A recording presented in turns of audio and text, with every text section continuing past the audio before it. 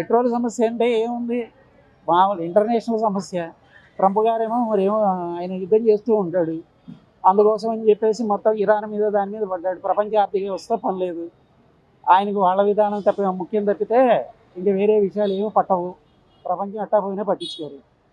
అది మొత్తం ఈ ఎఫెక్ట్ అనేదంతా కూడా అమెరికాతో సహితంగా మొత్తం ప్రపంచం అంతా ఉంది. మొత్తం ప్రపంచం అంతా ఇదవుతోంది. దీనివల్ల ఏంటంటే మొత్తం ప్రపంచంలో ఉన్న జనాలంతా సఫర్ అవుతున్నారు.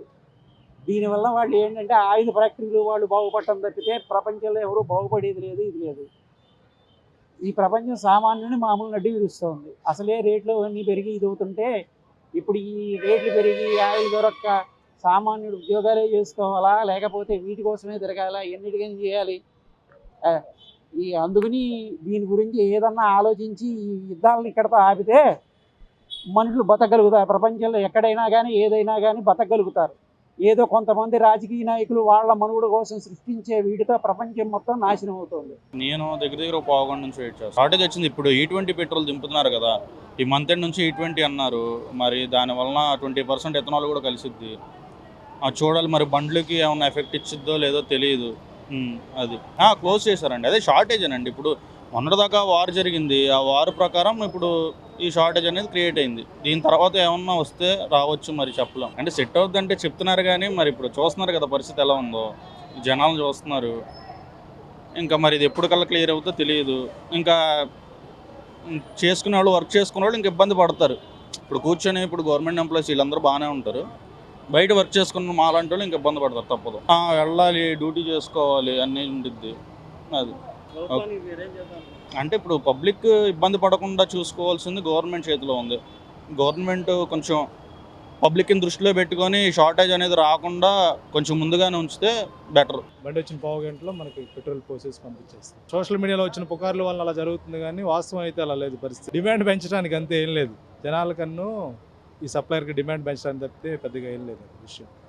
మనం ఒకసారి బండి తీసుకుని వచ్చినా ఒక పావు గంటలో మనకు కావాల్సిన పెట్రోల్ దొరుకుతుంది, తీసుకుని వెళ్ళిపోతున్నాం. నేను పావు గంటేనైంది, ఇప్పుడు ఫ్రీ అయింది. మార్నింగ్ అయితే కొంచెం ఇబ్బంది పడ్డారు, ఇప్పుడు ఫ్రీ అయింది. 400 రూపీస్ దాకా కొడుతున్నారండి ట్యాంక్. తగ్గలేదు, మామూలుగా ఇదివరకు లాగానే ఇచ్చారు. కాకపోతే ఏంటంటే ఇంకా మార్నింగ్ నుంచి కొంచెం ఇబ్బంది పడ్డారు, ఇప్పుడైతే ఫ్రీ అయింది మేడం. అన్ని బంకులు క్లోజ్ అయిపోయినాయి, ఎక్కడా లేదు, ఇది ఒకటే ఉంది. పెట్రోల్ అంటే కొరత, మరి యుద్ధం జరుగుతుంది కమ్మా, అందువల్ల కొరత జరుగుతుంది. అందువల్ల మనం కొంచెం ఇబ్బంది పడుతున్నాం ప్రజలు. వచ్చి ఒక 30 గంట అవుతుందమ్మా, అది నిన్నించే కదమ్మా. పెట్రోల్ అన్ని బంకుల్లో కూడా అన్ని క్లోజ్ అయిపోయినాయి. ఇది ఒకటి, ఎక్కడ చూసినా లైన్ ఉంది. మనం ఒక్కడమేం కాదు, అందరు ఇబ్బంది పడుతున్నారు 2 రోజుల నుంచి. ప్రభుత్వం కొరత లేదంటే మరి అందరూ ఒకేసారి పడేసరికి కొరత వచ్చేస్తుంది. నిదానం కంట్రోల్ అవుద్దిలేమ్మా. యుద్ధ ప్రభావమే అనుకుంటున్నాం మేము.